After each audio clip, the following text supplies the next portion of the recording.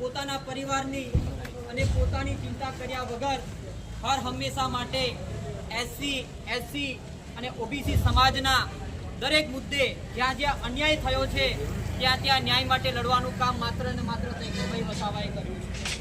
ક્યાંક કોઈક લોકોએ રાજકીય કિનાખોરી રાખીને આપણા ભાઈ આપણા મિત્રને રાજકીય ષડયંત્ર રૂપે ઉપજાવી કાઢેલા કેસની અંદર એમને 7 વર્ષની જે સજા થઈ છે તેનાથી આજે આખો આદિવાસી સમાજ આખું ગુજરાત ચિંતામાં અને આઘાતમાં છે।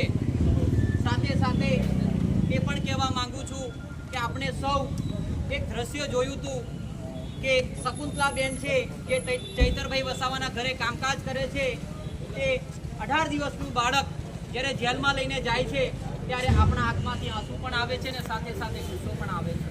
પણ આપણે સૌ જાણીએ છીએ તેમ આદિવાસી સમાજ શાંતિ શિસ્ત અને બંધારણમાં માનવાવાળો સમાજ છે, સાથે સાથે પ્રકૃતિ પ્રેમી સમાજ છે। તો આપણે ઉચ્ચ સ્તરીય મતલબ હાઈકોર્ટ અને સુપ્રીમ કોર્ટ પાસે એવી આશા રાખીએ કે આપણા ચૈતરભાઈ સાથે ન્યાય થાય અને ચૈતરભાઈ વસાવા ટૂંક સમયની અંદર આપણી વચ્ચે આવે અને સમાજના દરેક મુદ્દે આપણે સાથે મળીને લડીશું।